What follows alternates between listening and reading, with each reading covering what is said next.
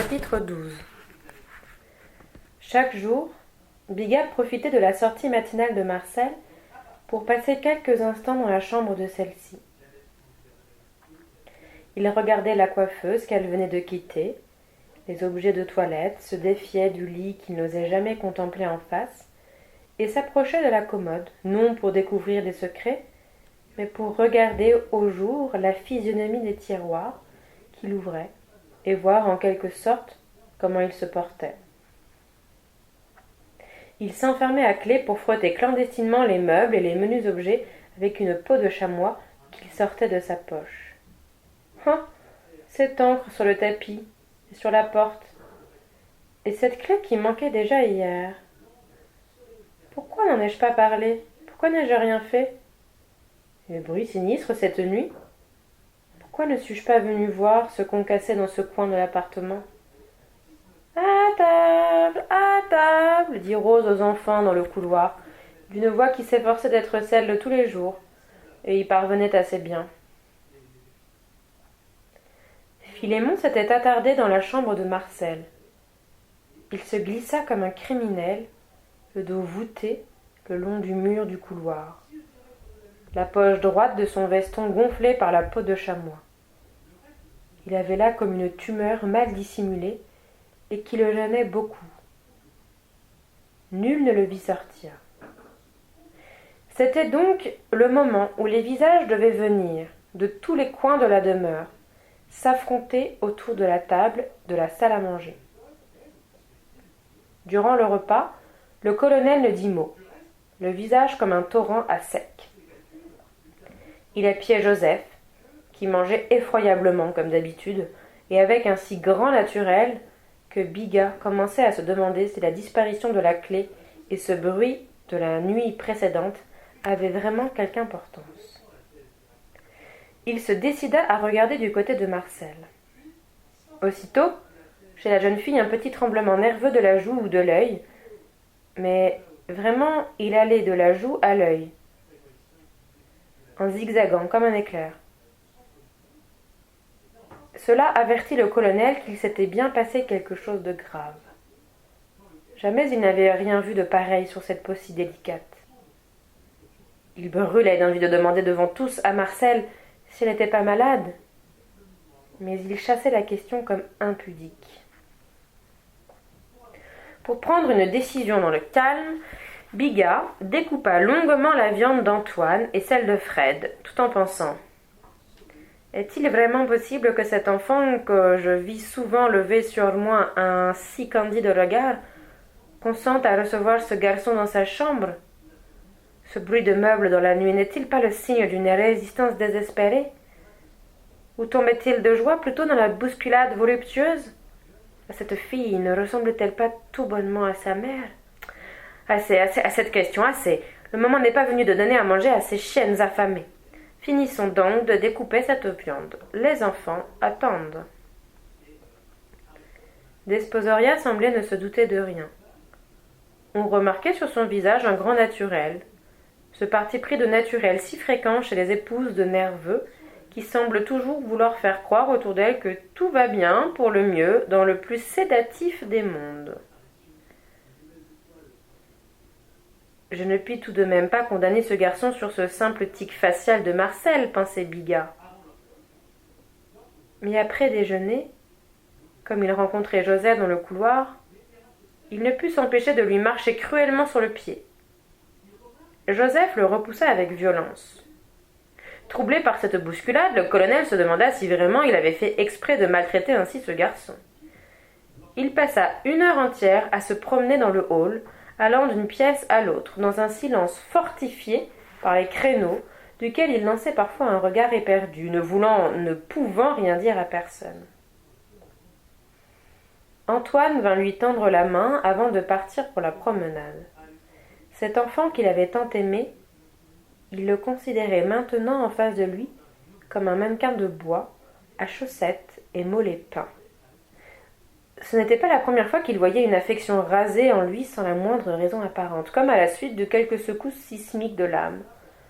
De grands pans d'amour disparaissaient à son insu. Et longtemps après, Il s'étonnait de voir que, là où s'élevait beaucoup de tendresse, il ne restait plus que de la mort. Ah, il se moquait bien maintenant aussi de sa machine à coudre à laquelle il devait tant et tant de petites joies chaque fois qu'il poussait la pédale avec son pied. Mais pourquoi y pensait-il? Il était vraiment ridicule d'aller de l'image de cet enfant à celle de la machine Singer.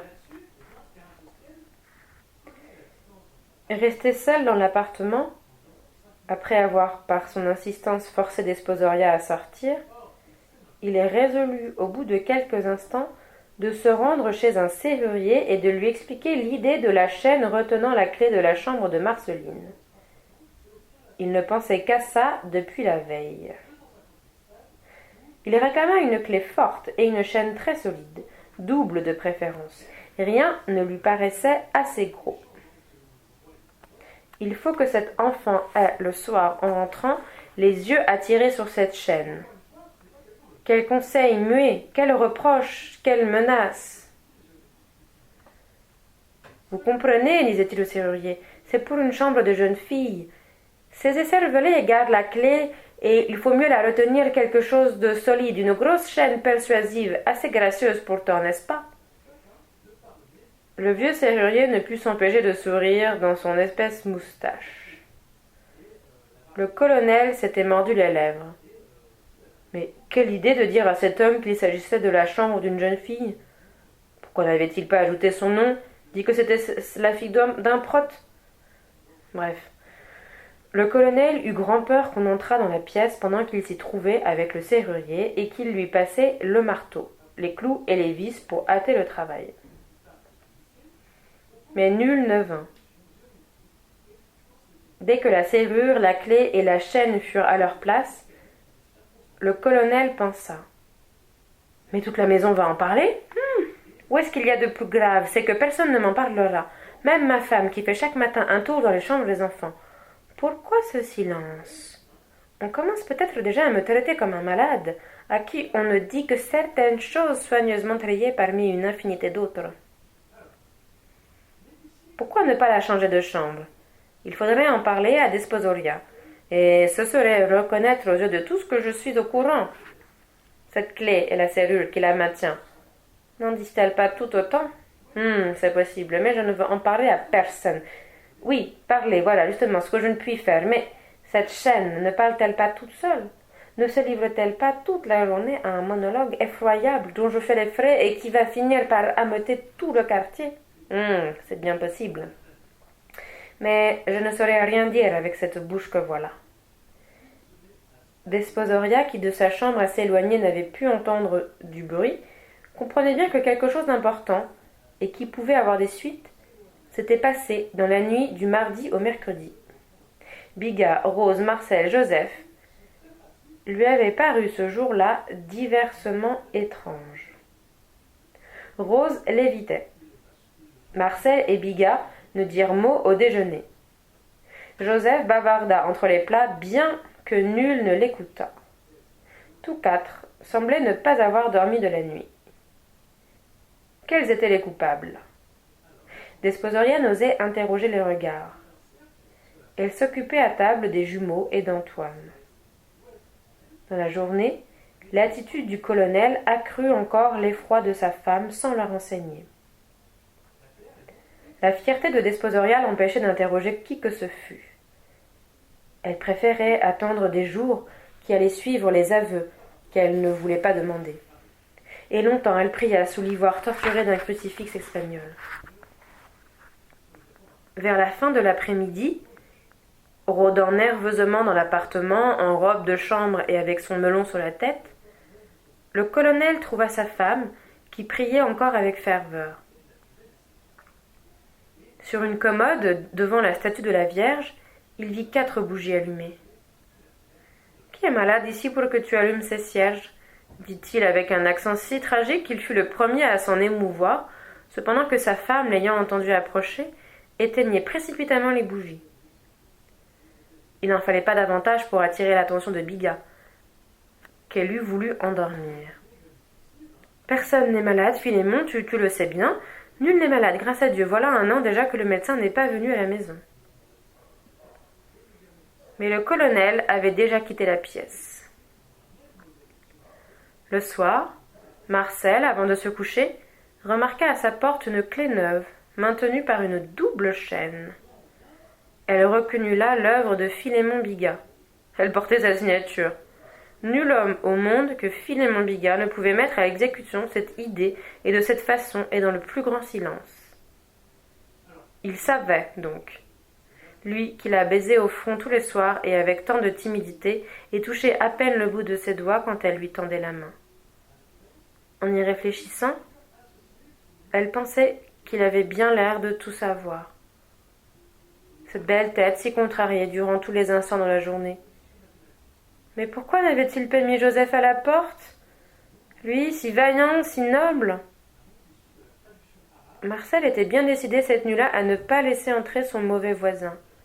Entre eux, il y avait maintenant l'expression dramatique du visage de Bigat. Ce fut avec joie qu'elle verrouilla avant de se déshabiller. Mais Joseph ne tenta rien et se contenta de dire, après avoir frappé doucement à la porte de communication, « Ne va pas croire que cette installation homérique m'empêcherait d'entrer si j'en avais envie. Mais ce soir j'ai sommeil. » Le lendemain, après déjeuner, comme Bigat se dirigeait vers la chambre de Marcel, sans la peau de chamois, il était trop ému pour y penser, il fut fort surpris d'y rencontrer Rose, qui voulut sortir aussitôt. Mais le colonel vit son propre bras qui s'allongeait pour retenir la bonne par la manche. Et il eut le temps de penser « Je vais donc parler.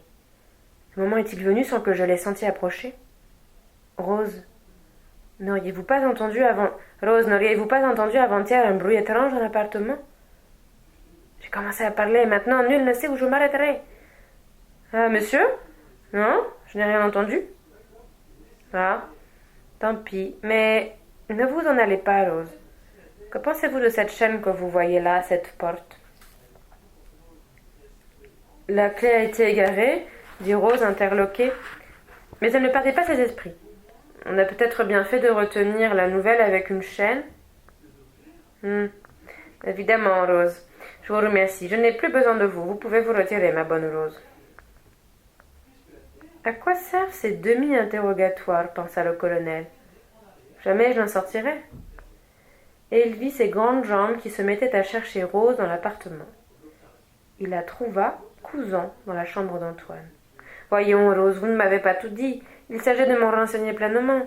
Vous vous trouvez ici en face d'un personnage considérable, un officier vainqueur qui fut candidat à la présidence de la République et qui n'admettait pas une de ses vérités tronquées, une de ses demi-mensonges, enfin, je ne sais quelle affreuse potion fade assez calmante à l'usage des faibles. Je suis le chef et le juge d'une famille que je me suis choisi. Il insista sur ce mot, et que je veux saine moralement et physiquement.